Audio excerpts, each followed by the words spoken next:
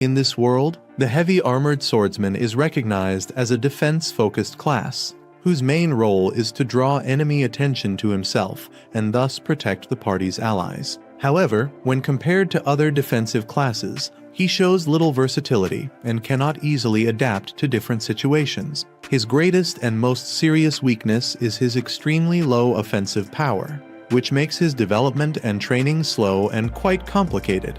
Because of these clear limitations, heavy armored swordsmen have become increasingly ignored and looked down upon by society in general. The class has come to be seen as incomplete, almost like a flawed profession that brings misfortune and disadvantage to anyone unlucky enough to receive it. However, the protagonist Elymas experiences this reality in a completely different way. His path of evolution always seems connected to a strange sense of familiarity. Whenever Elymas learns something new or witnesses events in this world, he has the vague impression that he has already seen or lived through it before, as if memories from another existence are slowly beginning to awaken within his mind. This subtly suggests the emergence of memories from a past life. Intense conflicts and battles of grand proportions arise with completely unexpected frequency in this world. In such situations, Elymas is almost always forced to fight alone against his enemies, plunging into confrontations that constantly push him to the absolute limit between life and death. The pressure of these fights comes not only from high-level monstrous creatures, but also from equally dangerous human opponents, such as extremely skilled mages and experienced swordsmen who master refined combat techniques. Even so, regardless of the type of ability, strategy, or magic his enemies use, Elymas' shield remains unshakable. In no situation is it ever truly broken or overcome, as if there were an impossible barrier surrounding his defense. Still, despite this seemingly abnormal advantage, Elymas cannot understand the origin of the images that continue to appear in his mind. They are disconnected fragments, brief flashes of memories that do not belong to his present, like scattered pieces of something much larger that he still cannot fully perceive. Amid this turmoil of conflicts and doubts, the sacred blessing ceremony for the heir of the Elymas family finally takes place officially. It is precisely during this ritual, at the moment he is supposed to simply receive his blessing, that all of his past life memories fully awaken within Elymas. The revelation strikes him overwhelmingly, leaving him in shock as he realizes that the world he lives in is exactly identical to the virtual reality game called Magical World, which he obsessively played in his previous life. His initial excitement reaches extreme levels when the system grants him the profession of heavy armored swordsman. In the original game, this was a class he always considered not only the strongest in terms of defense, but also one of the most unconventional, capable of withstanding virtually any situation when properly developed. However, this intense joy does not last long, quickly being shattered by his father's explosive reaction. The family patriarch is immediately shocked and soon after is consumed by uncontrollable rage upon discovering that his heir has received a profession considered useless in the eyes of nobility and local tradition. With this rigid and inflexible reaction, Elymas begins to understand that the strategic mindset of that world is extremely outdated and limited. Even while calmly trying to explain that the heavy armored swordsman possesses superior defense, endurance, and survivability attributes, Elymas is completely ignored. His father accepts no argument. Consumed by anger and shame, he even goes so far as to punch Elymas in the face, treating that profession as an unforgivable stain on the family's honor, something that must be hidden at all costs to preserve the prestige of the Elymas. The heavy and suffocating atmosphere of the ceremony is unexpectedly changed by the arrival of Molly's, a beautiful young woman from a secondary branch of the Elymas family. Although she had once been Elymas' childhood friend, they were separated for many years due to the strict status differences within the family itself. Ignoring all judgmental stares, comments, and contemptuous whispers around her, Molly steps forward with determination and courage, asking to undergo the blessing ritual. Even while still immersed in discomfort and disappointment caused by recent events, the head of the Elymas family finally authorizes the start of the ritual. Everything proceeds without any apparent issues, and Elymas' negative feeling is confirmed at the moment the system announces Molly's received profession. She obtains the Sacred Sword class, an extremely respected, rare profession fully oriented toward offense. Molly's does not hide her overwhelming confidence and even subtly provokes Elma, as if she had absorbed all the talent and potential he might have had. Elma, in turn, remains completely silent. His expression becomes more serious and concerned, as he fears that the sudden rise of someone from a secondary branch will only further increase his father's anger and pressure against him. In contrast, the head of the Edervin family immediately shows satisfaction with Molly's result, completely ignoring the family's internal traditions and hierarchies. He makes a shocking decision and immediately adopts her as the official heir. Taking advantage of this sudden change of circumstances, Molly's reinforces her new adoptive father's words and further belittles Elma, stating with absolute conviction that he would never have the ability to take on such important responsibilities. This abrupt change of leadership shocks everyone present, but also makes clear the cruel and merciless logic of that world, where only strength and practical usefulness are truly valued. The most devastating moment occurs when Elma's own father coldly and definitively rejects him, as if he had never belonged to that family. He considers the heavy armored swordsman class an unforgivable disgrace to the Edervin lineage and orders Elma's immediate expulsion from the mansion without any hesitation. Even in the face of Elma Ma's desperate pleas and his sincere attempts to explain the true potential of that class, the patriarch does not back down from his decision and rejects everything with even greater emotional violence. As if that were not enough, he also threatens Elma with death if he ever tries to pose as a member of the family again, or use the Edervin name under any circumstance, completely and irreversibly severing all blood ties. That very same day, under a strong and constant rain that seemed to mirror the weight of his expulsion, only the old butler says goodbye to Elma in silence, handing him a small amount of his savings as a final gesture of kindness. From the mansion, Molly's watches the entire scene with a cold smile full of superiority. From that moment on, Elma's true journey as a heavy armored swordsman truly begins a path far harsher, lonelier, and more unpredictable than he could ever have imagined. After losing all his titles, Elma is placed in a horse-drawn carriage and taken to an unfamiliar house, officially beginning his solitary life as an outcast. In contrast to his former comfortable life,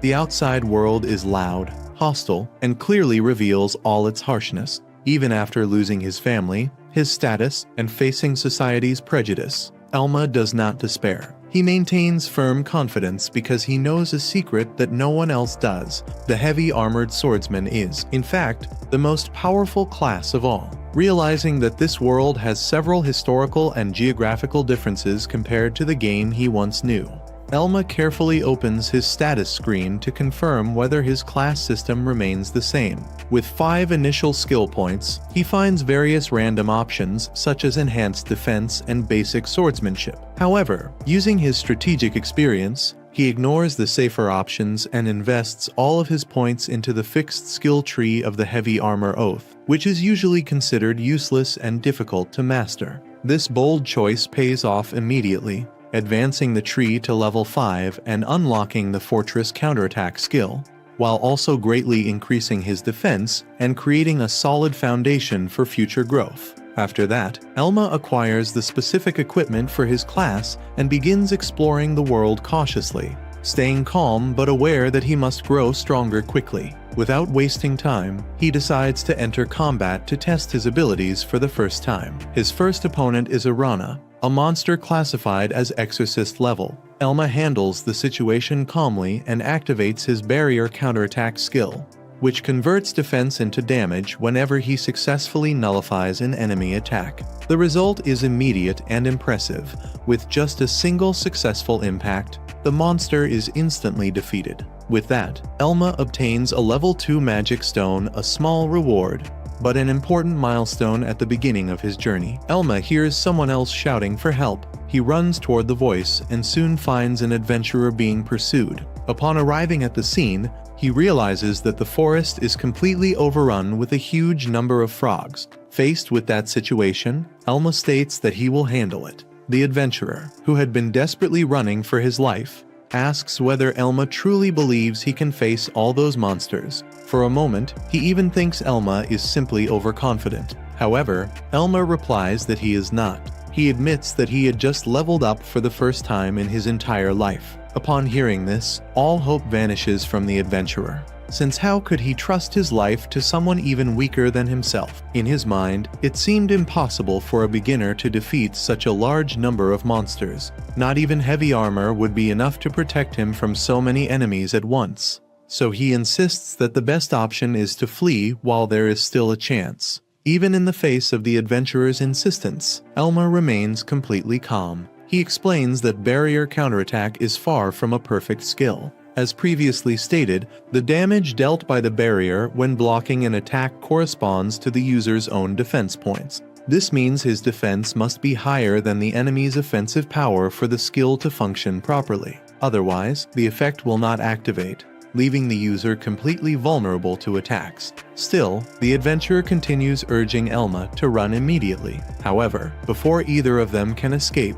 all the creatures rush forward at once and launch their attacks against him. Elymas comments that barrier counterattack can indeed become useless and extremely dangerous against very strong opponents or unknown monsters. However, since he was reborn inside the game, he knows each one of those creatures perfectly. Thanks to that knowledge, everything unfolds exactly as he expected. The barrier counterattack completely blocks the attacks from the swarm of frogs, defeating each one in sequence, leaving the adventurer completely shocked. Unable to believe what he has just witnessed, he asks how Elymas was able to defeat so many frogs and who he really is. Elymas begins by answering only his first name, but stops before revealing his surname, immediately remembering the threat that his head would be cut off if he ever mentioned it. Thus, he simply replies firmly that his name is Elymas.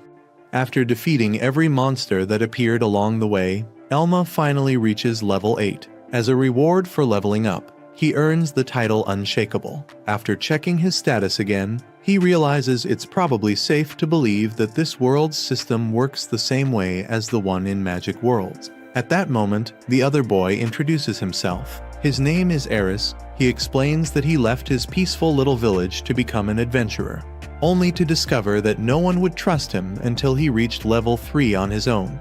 Because of that, he fell into despair, unable to find a single party willing to accept him. Eris thanks Elymas for saving his life. He says he'd like to do something to repay him, but Elymas replies that there's no need to worry about it. To him, everything worked out perfectly because it gave him a great opportunity to level up. Even so, he decides to keep the magic stones dropped by the monsters. Then Eris asks if the two of them could form an adventuring party together. He believes it would benefit both of them.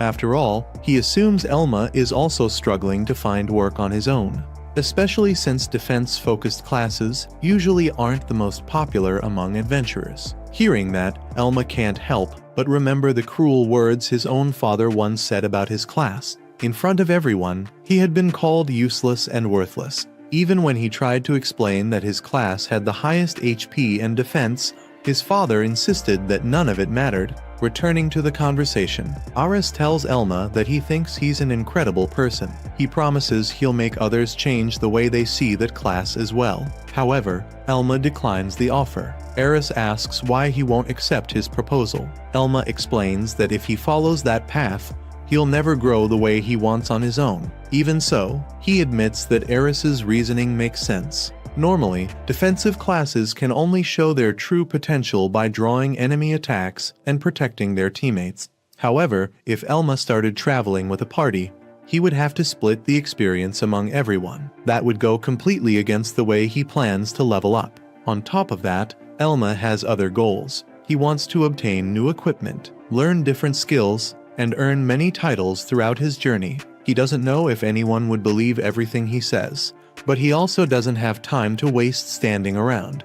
There's still a long way to go before he can become a truly powerful heavy knight. After the two of them leave the area, Eris keeps trying to convince Elymas to form a party with him. He admits that Elymas' method is truly impressive, but believes that this way of growing has its limits and won't work forever. Suddenly, as they continue walking, they hear a strange sound coming from nearby. Little by little, the atmosphere grows heavier, and both of them realize that something is probably hiding among the trees. Then, a gigantic spider appears before them. Eris is completely shocked. unable to understand why a creature like that is in a place like this. Meanwhile, Elymas checks the monster's status and notices something terrifying.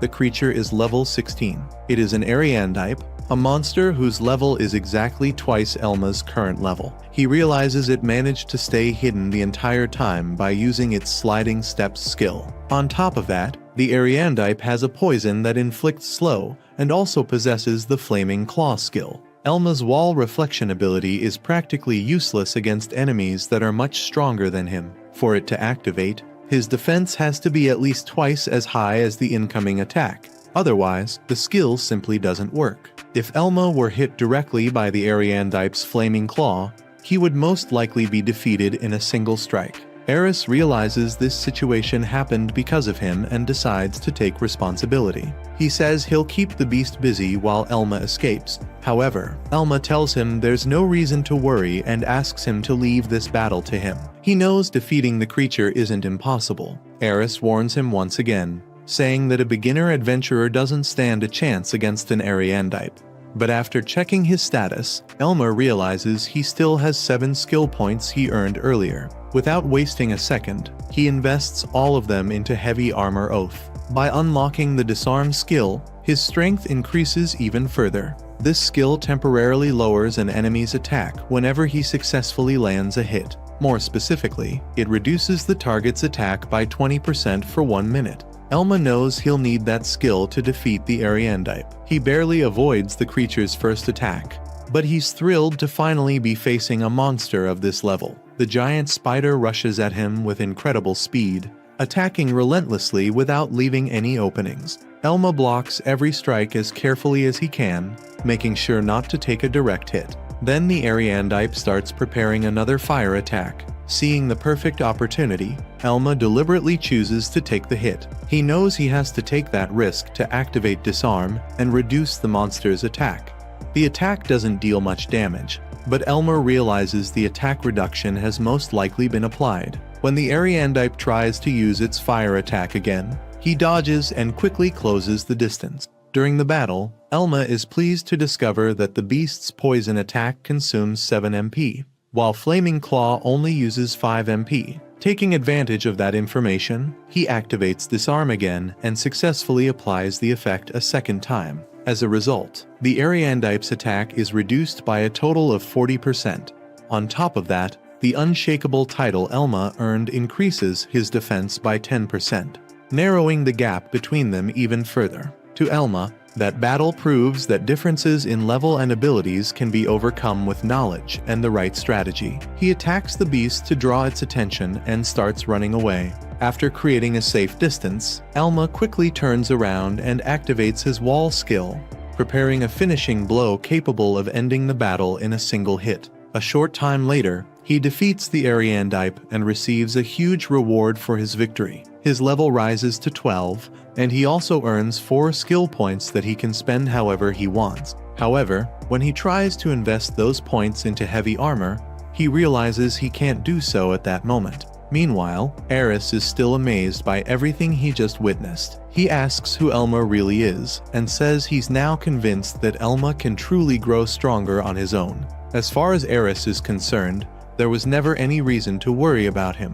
Suddenly, Elymas begins to feel sick because the poison effect is still active in his body. Realizing what's happening, Eris decides to escort him back to the city to make sure he gets home safely. After dropping Elymas off at his house, Eris says goodbye, telling him they're sure to meet again. Once inside, Elymas heads straight to bed without wasting any time. But while resting, he can't stop remembering the harsh words his father said before throwing him out of the house. Those memories wake him up once again. The following day, after defeating the Ariandype, Elymas finally heads to the Rondalm Adventurers Guild to officially register as an adventurer. When he arrives, he introduces himself and begins the registration process. However, as soon as the people there notice his class, they all start looking at him with contempt. Many of the adventurers laugh after learning that he's just a heavy knight. To them, that class has no future. Despite everyone's reaction, the receptionist continues the registration as usual. After signing the necessary paperwork, Elymas is officially assigned rank F, the starting rank for adventurers. Even though it's the lowest rank, He's happy to finally be recognized as an official adventurer. In this world, there are 7 different adventurer ranks. In addition, entering a dungeon requires a party to have at least one rank E adventurer. Elymas also learns that his rank directly affects how many skill points he can invest in Heavy Armor Oath. Because of that, he knows he has to reach rank E as quickly as possible. Elymas then asks if there are any adventuring parties looking for new members. The receptionist tells him there aren't any openings at the moment. Before leaving, however, Elymas hands her a bag filled with magic stones. He explains that he wants to exchange all of them for money. His magic bag allows him to store a large number of items, making it much easier to carry everything he collected. When everyone sees how many magic stones Elymas brought back, they're stunned. After all, he gathered all of them by himself without relying on any other adventurer. Elymas explains that he completed everything on his own and included all the details in his mission report. As a result, many people begin wondering what is really going on with that young man. Even so, plenty of them still believe he must be cheating somehow. Before long, Elymas finishes his registration and now has enough money to cover his expenses during his journey. But what happens next gets the Magic World's player inside Elymas completely excited. He asks the receptionist if there's a promotion quest available that he can complete to raise his rank. She tells him there is. The scene then shifts to a group of adventurers gathered at a cemetery near the city. One of the men comments that some strange clown decided to join the raid quest. According to him, that adventurer is probably Elymas. The man explains that many beginners make the mistake of underestimating guilds and monsters, believing that being an adventurer is easy. He then asks if Elymas really defeated an Ariandite by himself. Before Elymas can answer, another adventurer tells him to stop talking nonsense. He explains that an adventurer's life isn't nearly as easy as Elymas seems to think. Determined to show him reality, he decides to teach the young adventurer a lesson. And that's how episode 2 comes to an end. If you made it this far, comment rank F. If you enjoyed the video, don't forget to leave a like and subscribe to the channel for more content like this. See you next week with more of this anime. Bye. Elymas quickly realizes that the situation is much worse than he expected. Taking part in a raid mission is a rare opportunity to increase his rank, and he knows he cannot waste such an important chance. Because of that, he lowers his head and asks everyone to try working together during the mission. However, his attitude does not please the man, who simply calls Teal so the expedition can finally begin. Without wasting any time, Elymas draws his sword and activates the search skill. It is explained that this ability allows him to detect nearby creatures, making it a very rare skill among low-level adventurers. Shortly after, he senses the enemies and reports that there is a horde of around 30 monsters. Gauten praises his ability, but Elymas replies that he was lucky enough to obtain such an excellent skill and hopes it will be enough to earn his promotion to rank E. Teal begins mocking the protagonist. To him, Elymas has always been strange, and his unusual behavior has led to several rumors within the guild. While looking at the boy's equipment, he concludes that Elymas must belong to the Red Mage class. This class has great physical abilities and can also learn offensive spells, healing magic, and a wide variety of support spells. Even so, Teal says he feels sorry for Elymas for being stuck with the worst class that exists. The boy thanks him for his concern, but replies that he really likes the class he received. Teal believes he is only trying to act strong and says it would be better if he stayed out of the way and did not interfere with the rest of the group. Elymas knows very well that the Red Mage is considered one of the hardest classes to master. At first glance, it seems capable of doing everything.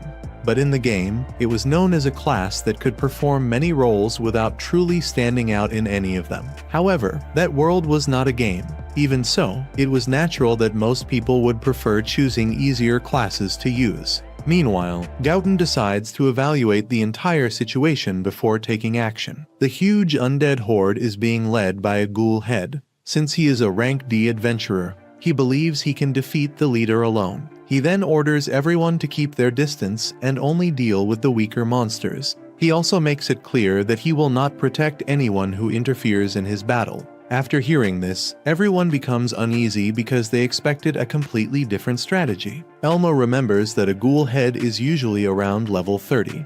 Although it does not have many dangerous direct attacks, its Hades breath ability is a major problem because it can turn corpses into low-level specters. Even so, Gauten is a rank D adventurer around level 40. If everything goes as expected, he should be able to win the fight. Looking at the people around him, Elmer realizes the situation is not encouraging at all. Some adventurers are overwhelmed by fear, while others show excessive confidence. There are also beginners who imagined that joining a raid would be simple, along with a careless leader who barely worries about his own group. From Elma's perspective, their chances of survival are around 80%. In a game, that would be an acceptable rate. But in that world, dying meant much more than just receiving a penalty. Concerned about everything, Elma asks Gauten if he should provide more detailed instructions to the group. The man, not understanding what he means, asks him to repeat what he said. Elma explains that the report about the undead horde might not be completely accurate and warns that it could be too late if they only act after the worst happens. Everyone is surprised to see an adventurer like Elma giving suggestions to Gauten. The man immediately reacts. Angry, he asks who Elma thinks he is to speak that way and tell him how he should lead the mission. The boy quickly explains that he is not trying to give orders. He only feels insecure because he is still a weak adventurer without enough experience.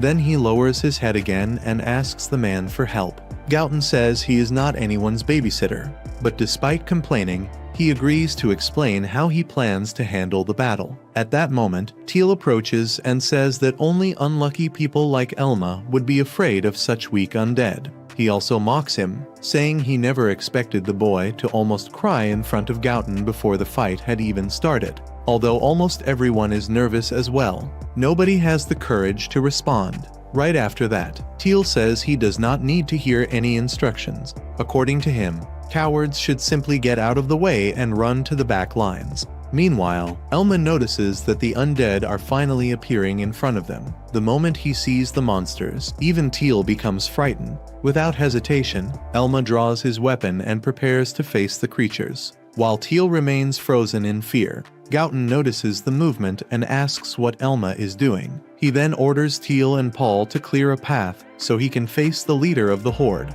While observing the enemy, Elma notices that the weapon carried by the monster does not seem to have any special characteristics. Because of that, he believes they might still be able to handle the situation. Then, Elma turns to the rest of the group and warns that everyone will need to fight the followers of the giant-headed monster. The news makes the adventurers even more nervous since none of them have ever faced creatures like these before.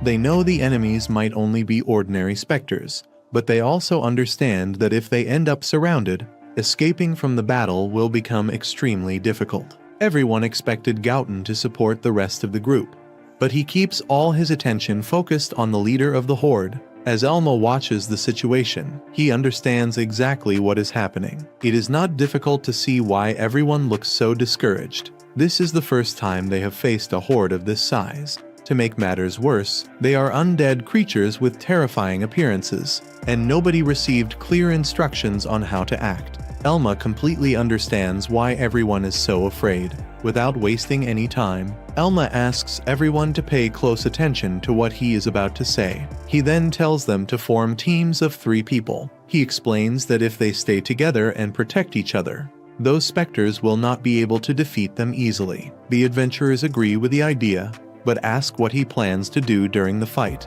Elma answers that he will stay on the front line and draw the undead toward him. At that moment, some monsters appear behind him. Even so, Elma blocks every attack without showing any difficulty. Right after that, he disarms each enemy and delivers the final blow, defeating all 3 at once. Shortly after, more undead appear. Using his shield wall, he manages to eliminate several of them with incredible ease. With surprising calmness, he simply tells everyone not to worry. He explains that the main role of a heavy knight is exactly to attract large groups of enemies and keep the monsters' attention focused on themselves. He also says that if anything unexpected happens, he wants to be informed immediately so he can help the rest of the team. While speaking, Elma continues defeating one undead after another as if he were fighting extremely weak opponents. The adventurers watch him in amazement at the level of skill he is showing. After defeating so many enemies, Elymas finally reaches level 16.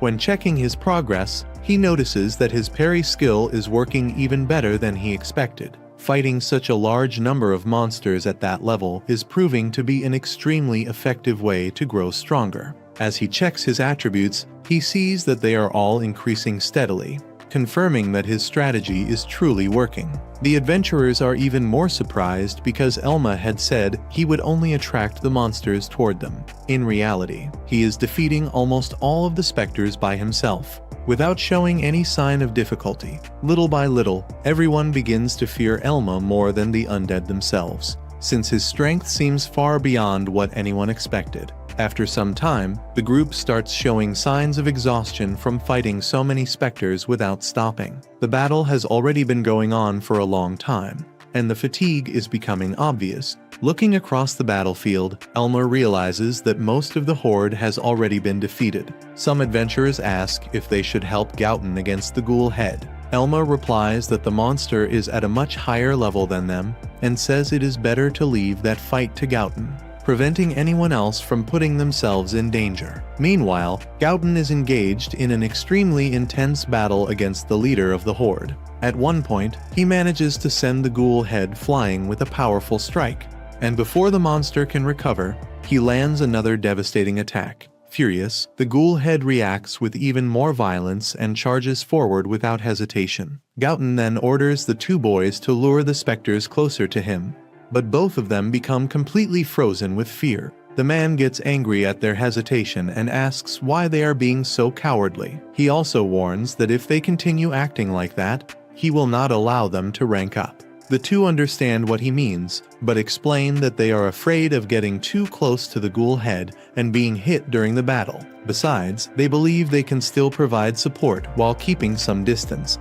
Just before suffering another attack, Gauten dodges at the last moment and lands a direct hit on the creature's face. Watching the battle, Elymas realizes that the ghoul head is very close to defeat. In his opinion, Gauten should be able to finish off the enemy's remaining HP with just one more attack. However, the specters are still interfering with the fight. Suddenly, the monster begins devouring all the undead around it. Within moments, its health almost returns completely. Elymas is extremely surprised to discover that the ghoul head possesses the Consume Corpses ability. This skill allows it to recover HP by devouring corpses and other undead. But the chance of a ghoul head being born with this power is extremely low. Even so, something seems wrong. From what Elymas knows about this ability, it should not allow so many undead to be consumed at once and restore almost all of its health. It seemed far more dangerous than it should have been and completely different from how the skill normally worked. Meanwhile, Gauten celebrates after realizing that all the specters were devoured by the leader of the horde itself. In his view, this meant that all the enemies around them had disappeared, creating the perfect opportunity to end the battle once and for all. Without thinking twice, he rushes forward to finish off the enemy. Elymas immediately shouts for him to wait, but Gauten completely ignores the warning, believing victory is already guaranteed. The next moment, something completely unexpected happens. The ghoul head's body begins changing right before everyone's eyes.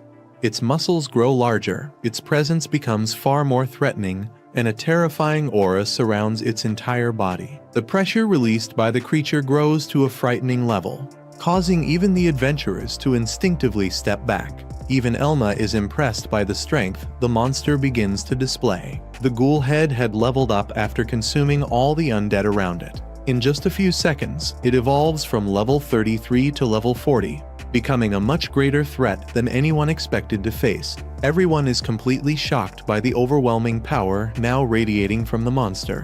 Even in the magical world, no one knows the exact conditions required for an existence to evolve. Faced with that situation, everyone could only accept that they had simply gotten unlucky. Gordon was sent to hold the front line, while Leos, Stan, Kale, and Wall were ordered to make the Decabus tree grow. Even terrified, one of them questioned what they could possibly do against a monster of that level, since using magic would mean instant death. However, they were reminded that if Gordon fell, no one would make it out alive. Their only option was to fight until the end. During the battle, Gordon was hit by the paralysis status effect. Without wasting time, one of his companions decided to draw the monster's attention while Kale rescued Gordon. The problem was that he only had healing magic, because he had spent all his skill points increasing his attack power and never learned paralysis cure. After being scolded for making such a reckless choice, he was ordered to take Gordon somewhere safe and keep using healing magic until he recovered. The paralysis caused by Mad Head's poison would naturally disappear after about 3 minutes. If they could survive until then, healing magic would be enough to keep him alive. While waiting for Gordon to recover, the protagonist decided to face Mad Head alone. The others believed that an adventurer at such a low level had no chance and insisted that they escape before it was too late. After all, if he died, they would all become the next targets. Even so, he stood his ground. His level was only 16, while Mad Head was level 40. A single mistake would be enough to cost him his life. Under immense pressure, he continued analyzing the enemy's movements. The situation was as bad as it could get, as they were facing an extremely powerful opponent without any preparation. It was exactly the kind of battle they wanted to avoid. But it was also a high-risk, high-reward opportunity that would put all of his abilities to the test. Those watching the fight could hardly believe what they were seeing. Some compared the protagonist to a heavy machine fighting the monster on equal terms, while others said it was a true miracle that he was still alive. Realizing that simply dodging the attacks would not be enough, he decided to go on the offensive. Since his basic swordsmanship had reached level 5, he unlocked the grab skill, a technique that uses the flat side of the sword for close-range attacks. Although many considered the skill useless because it reduced the weapon's reach, it dealt excellent damage against enemies with high defense. Even so, winning would not be easy. Mad Head began following every one of his movements, showing that the real battle was only beginning. Suddenly, Gordon appeared and defeated the beast with a single strike. After the battle ended, Gordon admitted that everything had happened exactly as the protagonist had predicted. He then handed over the level 40 magic stone obtained after defeating the monster, saying it was worth a large amount of money and asking if he really intended to give it up. The protagonist confirmed that he did. Soon after, he also received the rare item dropped by the monster, the Shield of Madness. After checking its information, he discovered that it granted 25 defense points, had an estimated value of 3 million gold, and strengthened the next attack whenever it blocked a hit. Since the wall reversal skill required a successful block, the shield matched his fighting style perfectly. Even though he was impressed by its attributes, he considered that selling it for its high value might be the better option. Next, Gordon talked about his promotion. He guaranteed that he would tell the guild it would be a huge mistake not to increase the protagonist's rank, and stated that he should quickly be promoted to rank E. He also revealed that he had originally been assigned to observe him because of suspicions of cheating. But now he knew those suspicions were nothing more than a completely mistaken judgment. He made it clear that if anyone complained about the decision, he would handle the matter himself. A little later, another adventurer approached and asked if he also had any chance of receiving a promotion. He believed he had contributed during the mission as well and wanted to know if his performance was enough to increase his rank. However, Gordon gave a direct answer and explained that during the battle, he had been completely frozen by fear in the face of danger. According to him, someone who loses the ability to act during a critical situation was not yet ready to face greater challenges. Because of that, he stated that the adventurer did not deserve a promotion at that moment. Instead, he advised him to continue accepting missions suitable for his current level and use those experiences to improve his skills. After all, inside the dungeon, there were much stronger enemies and even more dangerous situations waiting for adventurers. After that conversation, it was time to divide the rewards obtained from the mission. First, the group received 130,000 gold coins as the main payment for their work. Then, they were given 10 white magic stones, which together had an estimated value of 200,000 gold coins. Finally, came the most valuable reward of all, the Mad Head Magic Stone, which after being officially registered became known as the Mad Head Magic Stone. This rare item was purchased for the impressive price of 600,000 gold coins. increasing the group's profits from the mission even further. When one of the adventurers realized the enormous value of the rewards, he was surprised and commented that the protagonist had earned more money than him during the same mission. To him, it was clear that facing powerful enemies and taking part in high-risk battles could truly bring great financial rewards. Even after the mission's success, some adventurers still remained suspicious of the protagonist. They could not fully accept the idea that he had defeated the mutated ghoul head alone, an enemy that should have been extremely difficult for someone at his level. Additionally, they remembered that the protagonist had already drawn attention before by turning in a high-level magic stone, something unusual for an adventurer who was still at the beginning of his journey. They also found it strange that a Beast Knight, a class mainly known for its resistance and defense, could defeat so many monsters one after another. The doubts began spreading among some members of the guild, but Gordon decided to end the discussion before it grew any further. He stated that questioning the protagonist's abilities was the same as questioning his own judgment, since he was the one who had evaluated his performance and personally approved his promotion. With Gordon's support, all the negative comments damaging the protagonist's reputation completely disappeared. Finally, he overcame this obstacle and was promoted to rank E Adventurer. This achievement represented much more than just a change in rank. Now, he would have access to new areas, could accept more difficult missions,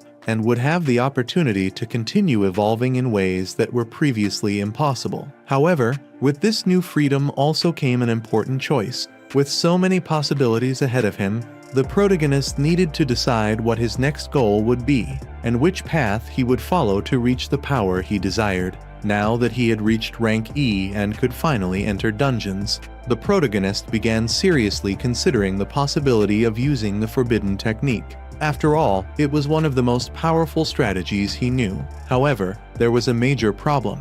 The strategy based on wall reversal depended on extremely high defense to work properly, and its effectiveness decreased as the challenges became harder. The technique could still help him during the early stages, but if he continued with the same skill distribution, his growth would become much slower. Over time, he would be forced to spend a huge amount of effort just to keep up with the progress of other adventurers. Because of that, he realized he needed to think about the future and find a way to strengthen his build before advancing any further. That was when he decided that, before making any final decision, it would be worth searching for an extremely important item: the Ibrakiru's Fang skill book.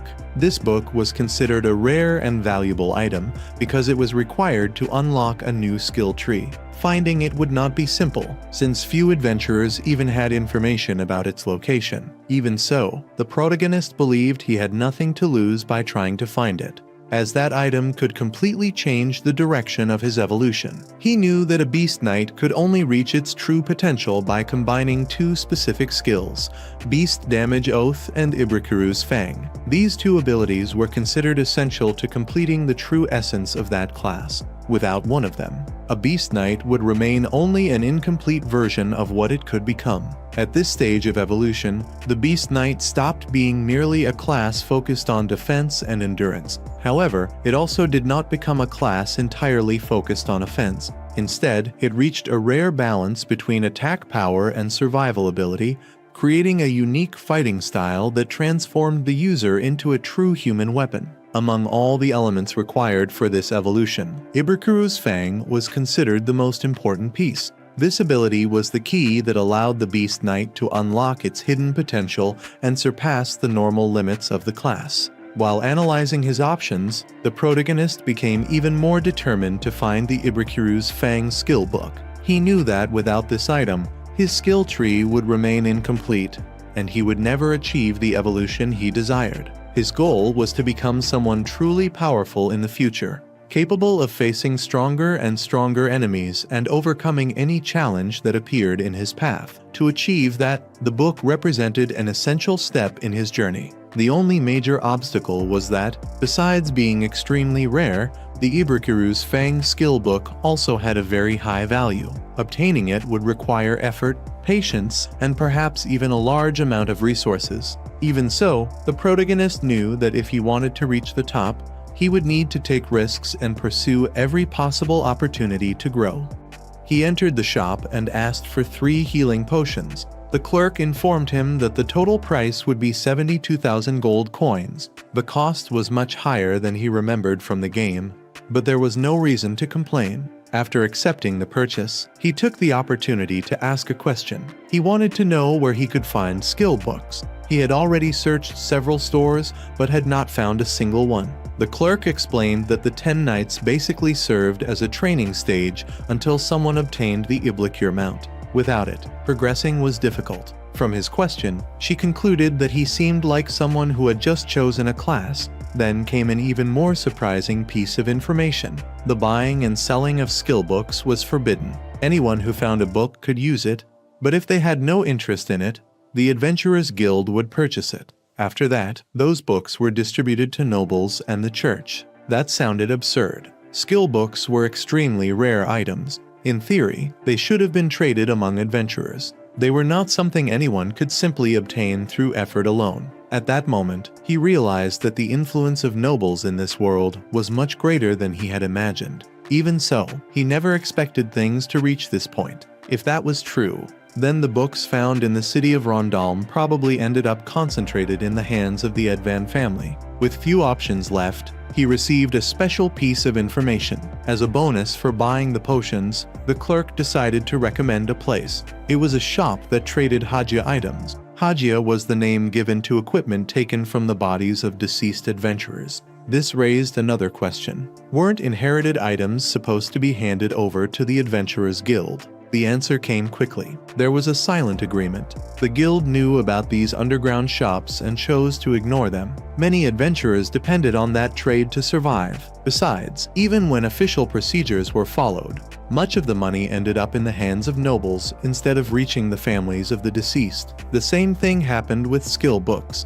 Nobles bought these items for extremely low prices and simply stored them away. They had no idea about the struggles faced by ordinary adventurers. Hearing that, he realized how naive he had been. If he had not recovered his memories from his past life and followed the path that would lead him to become a provincial governor, he might have ended up thinking the same way. Before leaving, he received an important warning. The existence of that shop had to remain a secret from influential people. He assured her there would be no problems. After all, he had no intention of revealing that he was the son of that family. When he arrived at the indicated location, he wondered if he would really find skill books there. The answer came quickly. There were 5 copies available. One of them was weak armor. The shop owner noticed that this did not seem like a place for beginners. Even so, he asked for permission to examine the books. The merchant allowed him without any trouble. Then came the shock. One of the books cost 2 million gold coins. In the game, the price was about 500,000 gold coins lower. There, prices were determined by negotiations between players. In this world, everything indicated that the values were based on actual transactions. This strengthened his suspicion that the noble's monopoly was inflating the market. Then, the merchant showed him another copy. That one cost 3 million gold coins. The price seemed ridiculous, but the seller explained that this trade constantly operated on the edge of danger. The authorities pretended not to notice what was happening, but a single intervention from the wrong people could bring everything to an end. Even after examining the available options, the situation remained difficult. Even if he sold the Madness Shield, he would only have 3 million gold coins. That amount was nowhere near enough to buy truly rare books. Among the available items were Beginner Magic Drain, Magic Power Increase, Surprise Box, and Elemental Guard. There were valuable skills, but none of them were what he was looking for, until his eyes found the final book. Essential Skill Tree for Intermediate Species. Ibrilcru's Fang. That was exactly the item he wanted. If he could obtain it, his situation would completely change. However, his excitement caught the merchant's attention, and she found it strange that someone showed so much interest in that book. Then the real problem appeared. The price was 50 million gold coins. He could barely believe that an item worth that much was being kept there without any guards protecting the place. The merchant answered calmly, if someone thought she was weak, they could try to challenge her. Not long before, she had defeated 5 opponents by herself. Even without having the necessary money, he made a request. He wanted the book to be reserved and not sold to anyone else. He promised that one day he would return with the 50 million gold coins. The merchant asked what she would receive in return. After thinking for a moment, she decided to accept his request. She had taken a liking to him. The book would be reserved, but there was one condition. The price would increase to 55 million gold coins. That would serve as a guarantee. With no other choice, he accepted. Now, he needed to gather 55 million gold coins. The amount was enormous. It was equivalent to around 60 runs of that raid mission. It became clear that high-level adventurers and experienced merchants had a completely different perspective on money. Ebril Cruz Fang was truly a rare skill tree. Even so, few people showed interest in it. Usually, only beast knights or individuals obsessed with combat searched for something like that. This also revealed another reality. If that skill already cost a fortune, even more powerful books must be worth absurd amounts. He needed to find an efficient way to become rich. Hunting rare items in dungeons seemed like a possibility, but there were obstacles. Beast Knights did not have enough consistent damage. Defeating weak enemies repeatedly using wall reversal would take far too much time. Learning basic swordsmanship or a similar skill seemed like a solution. However, that would also be a waste, since those skills would lose their importance as soon as he obtained Ebril Cruz Fang. For that reason, he decided to avoid wasting skill points unnecessarily. After thinking for a while, another possibility came to mind. Beast Knights were unpopular, but their performance in the last raid mission had been excellent. If he could form a team with other adventurers, his strategic options would increase drastically. Maybe it was time to start looking for allies. While thinking about that, some memories crossed his mind. In one of them, someone volunteered to hold off the enemies while the others escaped. In another, someone reacted angrily whenever anyone questioned Elymas' abilities. Those memories reinforced his conclusion. Maybe forming alliances was truly necessary.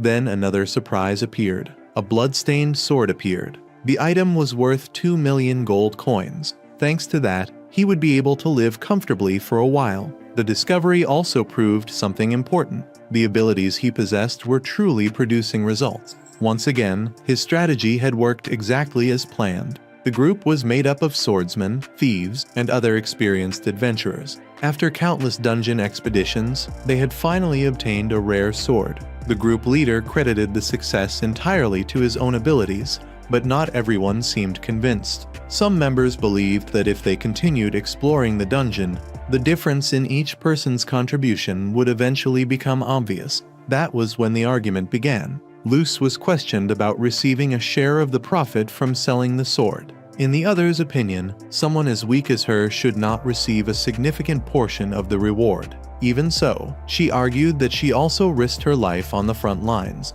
Because of that, she believed she deserved at least a small percentage of the money earned, something around 100,000 or 200,000 gold coins. The response was harsh. The others claimed that she had no meaningful offensive abilities. According to them, her only role during battles was to attract or split the monster's attention. In practice, they considered her contribution insignificant. Luce tried to defend herself. She explained that she had not developed attack skills because she had invested her points into the fishing skill following Prain's previous recommendation. Even so, no one seemed sympathetic. She thought it was unfair to hear those accusations after helping the group for so long and after everyone had earned so much money. Prain then gave his own explanation. According to him, choosing the fishing skill was done based on the team's compatibility. However, as time passed, circumstances changed, and that decision no longer made sense. Right after that, he threw a bag of money at her. Inside were 100,000 gold coins. In his opinion, that was already more than enough. Besides, he claimed that he had been generous by keeping her in the group despite her weakness and lack of useful combat abilities. The attitude shocked some of the people present. It seemed that the huge amount of money earned from the rare sword had revealed the true nature of certain people. Reese also partially agreed with the decision. After all, no one in the group was struggling financially, and splitting such a large fortune with someone they considered useless seemed like a waste to them. Luce was left speechless. She apologized to Crane and Reese, but admitted that she could no longer continue in that situation. The money from the sword no longer mattered. The problem was something else. She had simply lost the desire to remain in that group. The others said goodbye without showing much concern. In their opinion, it would be difficult to find anyone willing to recruit an adventurer who could not properly grow because of a poor distribution of skills. Luce's situation was genuinely complicated. That world system had a severe limitation. To level up, someone needed to defeat monsters of the same level or higher. However, when someone invested points into skills that were inefficient in combat, fighting equal opponents became extremely difficult. Without enough offensive power, progress practically came to a halt. It was a common problem among adventurers who made mistakes when distributing their skill points. Many ended up stuck for years, unable to grow. While reflecting on this, someone heard Luce's story and began analyzing her abilities. At first, the situation seemed ordinary. However, after examining her skill tree, everything changed. The reaction was immediate. That combination did not seem useless. Quite the opposite. The person analyzing those skills was completely shocked. In his view, no one in their right mind would abandon someone with a skill set of that level. The more he analyzed it, the more certain he became. Luce possessed an extremely powerful skill tree, something her former companions had simply failed to see. Realizing this, he immediately ran after her. Without wasting time, he began apologizing for the way he had approached her. Then he made an unexpected request. He wanted her to hear his proposal. Luce was confused by his sudden reaction, but the surprise grew even more when he revealed his true intention. He wanted to invite her to form a group with him. While searching for new companions for future adventures, he had found exactly the person everyone else considered useless. Even so, the more he thought about it, the more certain he became that those people were completely wrong. They had no idea about the hidden potential inside that skill tree. And that was how the story of the girl from the same house began. A girl who carried a talent that no one had ever noticed. Subscribe to not miss the next part and watch the next video on screen.